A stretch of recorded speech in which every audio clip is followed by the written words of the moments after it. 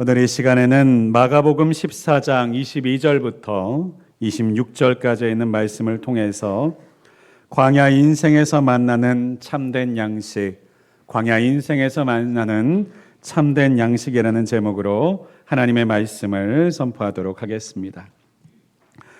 오늘 본문에 있는 이 말씀은 예수님께서 유월절 만찬을 제자들과 함께 나누실 때, 특별히 십자가에 달리시기 전날 예수님께서 제자들과 함께 나누셨던 식탁의 교제 자리 가운데서 있었던 사건입니다. 특별히 예수님께서는 그 자리를 통해서 이 제자들에게 단 한 번의 경험이 아니라 앞으로 이 일을 계속해서 반복해서 행해 나아가라 라고 하는 명령을 주시면서 바로 이 성만찬을 제정하여 주셨습니다. 특별히 이 성만찬의 사건은 마태복음과 마가복음, 누가복음에 기록되어 공간복음 가운데 기록된 공통적으로 제시하고 있는 중요한 사건인데요.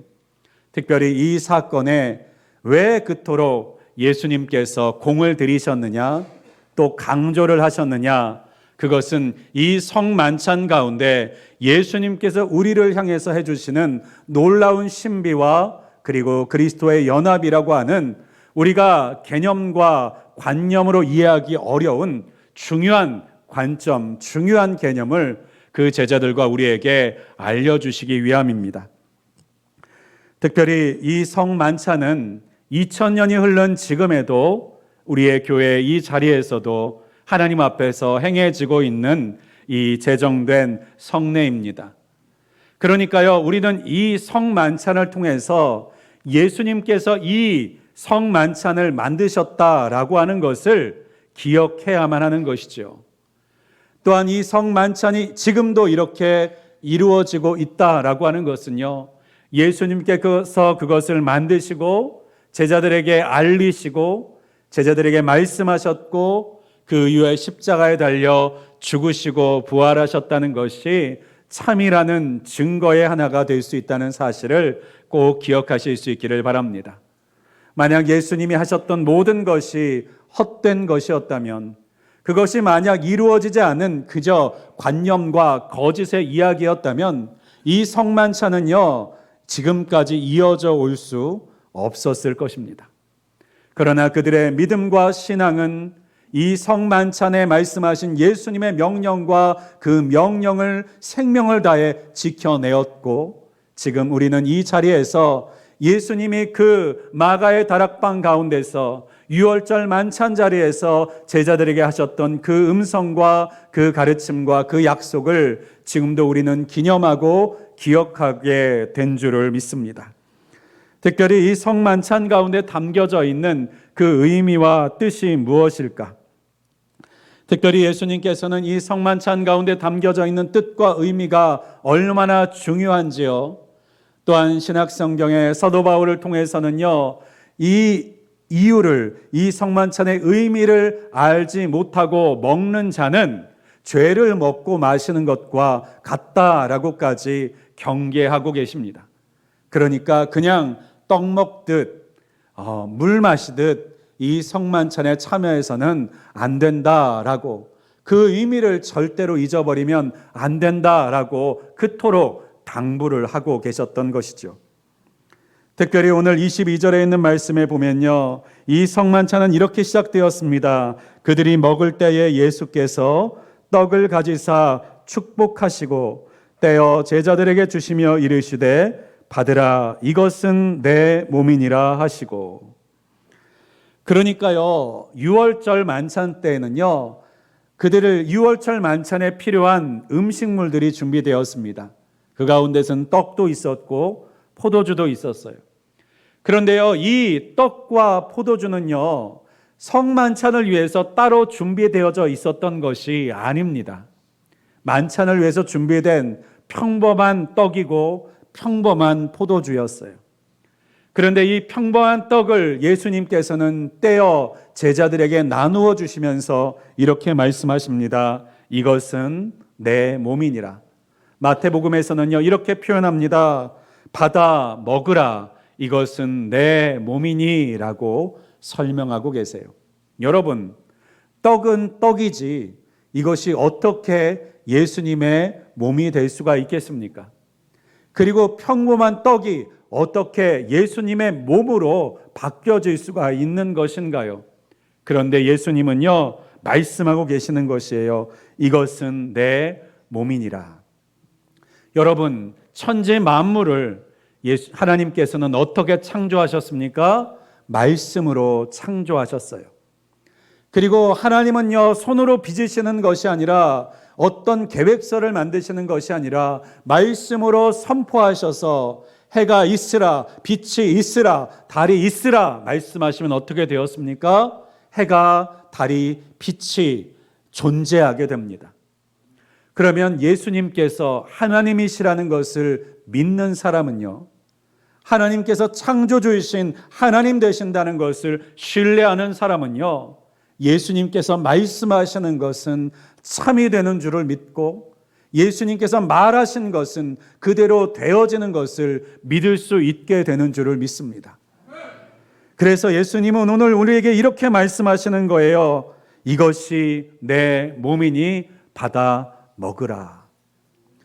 왜 예수님께서는 이 떡을 예수님의 몸이라고 선언하시면서 우리에게 받아 먹게 하셨을까요?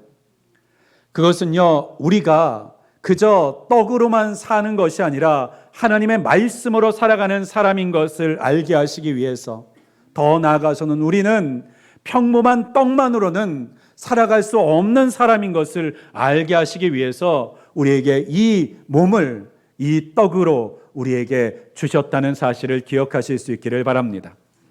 요즘엔 좋은 음식들이 참 많이 있습니다. 얼마 전에는 흑백 요리사라고 하는 요리 프로그램이 아주 한국을 강타했었죠.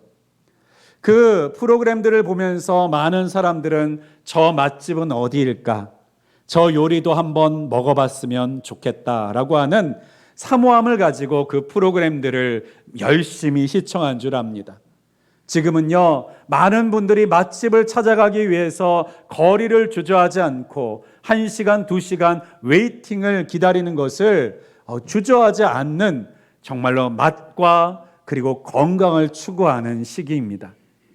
그런데요, 여러분, 아무리 좋은 음식도요, 아무리 맛있는 음식도요, 그것을 먹는다고 살지는 못합니다.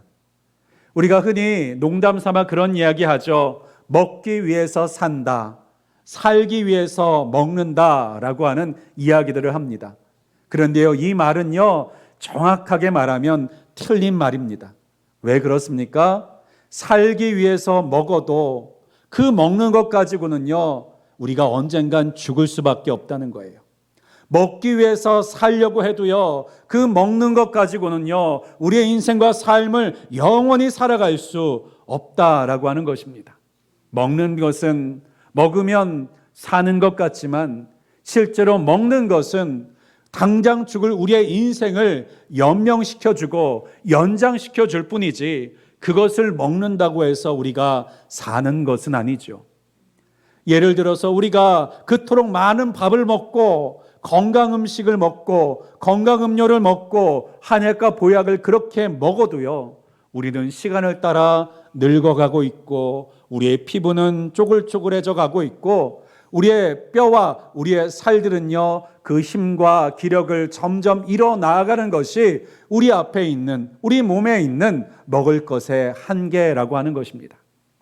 그런데 우리 예수님께서는 우리에게 이 음식만으로 살 수 없는 우리의 인생 가운데 예수 그리스도께서 친히 우리의 양식이 되어주시고자 오늘 이 말씀을 선포해 주고 계시는 거예요. 받아 먹으라, 내 몸이고 내 살이니라. 예수님의 몸과 예수님의 살을 먹는 것이 왜 우리에게 중요한 의미가 있습니까?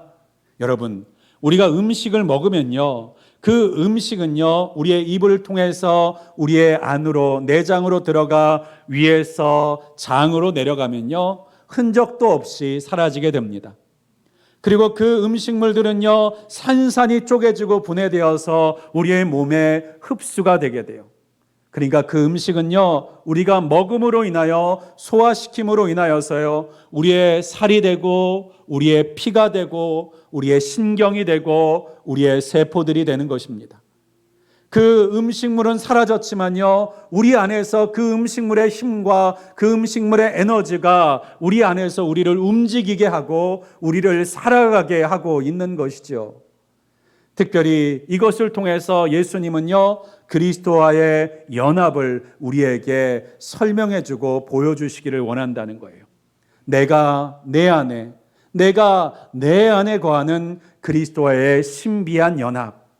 이것을 우리가 이 땅의 어떠한 단어로 설명할 수 없지만 그 의미를 우리는 이렇게 받아들이며 살아갈 수 있습니다. 내가 주님을 먹고 주님이 내 몸과 내 살과 같이 이제 나를 바라보는 사람은 예수를 바라보는 사람과 같고, 내 안에는 예수 그리스도의 형상을 통해서 나는 죽고 내 안에 예수가 사는 인생을 사는 존재, 바로 그러한 존재를 우리를 부르셨고 만들어 나아가신다라고 하는 것입니다. 그래서 우리는 매일매일 예수를 먹고 예수를 마시고 예수 그리스도를 생각나게 하고 예수 그리스도를 기념하게 하고 예수 그리스도를 떠올리게 하는 존재로 살아가는 것이 바로 우리에게 맡겨져 있는 사명, 예수 그리스도의 피와 살을 받은 사람으로서 살아갈 하나님의 사람으로서의 숙명이라고 하는 것입니다.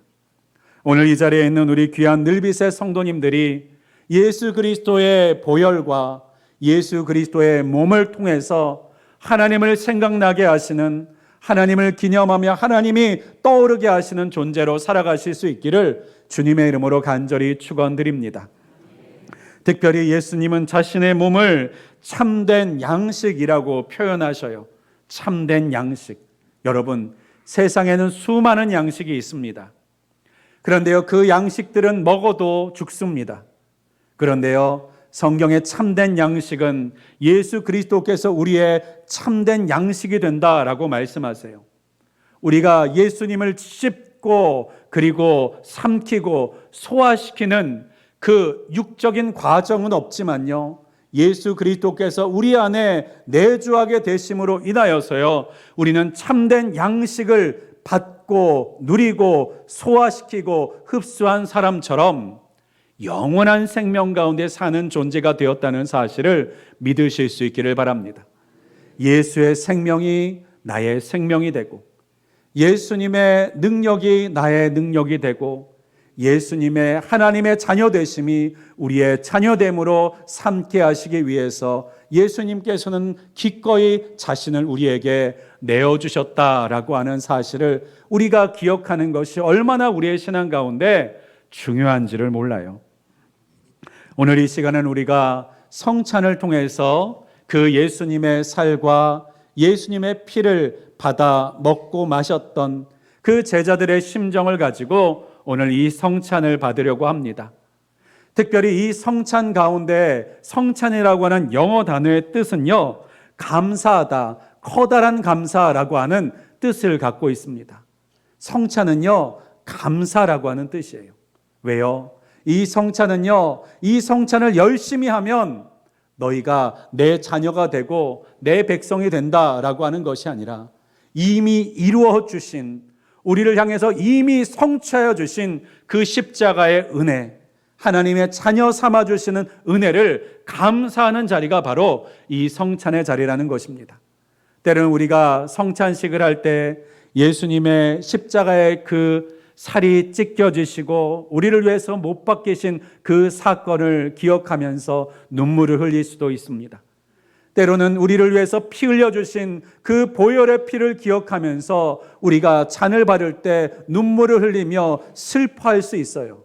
그런데 이 성찬은요, 슬픔으로 끝나는 것이 아니라 기쁨으로 완성되어야 된다는 사실을 꼭 기억하실 수 있기를 바랍니다.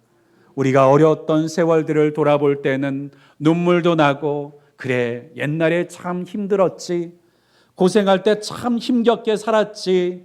하루하루 먹을 것이 없어서 매일매일 고민하면서 살았지라고 말하면서도요, 지금은 넉넉해졌으면, 지금은 풍요로워졌으면 그 과거의 삶들을 생각하면서 추억하면서 눈물을 흘릴 수 있지만요, 그 눈물이 영원하지 않고 우리 안에서 기쁨이 되고, 이제는 넉넉해졌네, 이제는 풍요로워졌네, 감사하다 감사하다 고백하면서 살게 되는 것처럼, 우리에게 주신 하나님의 이 은혜를 소유한 자답게 예수 그리스도의 살과 피로 거듭나 하나님의 백성과 자녀된 자답게 이 시간 우리의 귀한 성찬이 하나님을 향한 온전한 감사를 올려드리는 복된 시간이 될 수 있기를 주님의 이름으로 간절히 축원드리겠습니다. 기도하겠습니다. 전능하시고 분명히 살아계신 하나님, 오늘도 우리 주님께서 우리를 향해서 어떤 일을 행하여 주셨는지를 우리로 하여금 알게 하시기 위하여 떡을 떼시면서 받아 먹어라, 이것이 내 몸이다. 잔을 나누시면서 마셔라, 이것이 언약의 피, 새 언약의 보혈의 피다라고 우리를 향해서 선포해 주셨던 주님의 음성을 듣습니다. 하나님, 오늘 이 자리를 통해서 우리에게 준비된 이 떡과 포도주가 주님의 몸과 주님의 피로 우리 안에서 나타나게 하시고 작용하게 하시고 역사되게 하여 주셔서 주님과 함께 거하는 하나님의 사람의 인생, 주님께서 허락하여 주신 이 구원의 인생이 헛되지 않고 낭비되지 않도록 세월을 아껴 하나님을 기쁘시게 하는 인생과 삶을 살아갈 수 있는 힘과 능력을 얻는 시간이 될 수 있도록 주여 도와 주시옵소서. 이 모든 말씀 우리 주 예수 그리스도의 이름으로 간절히 기도하였습니다. 아멘.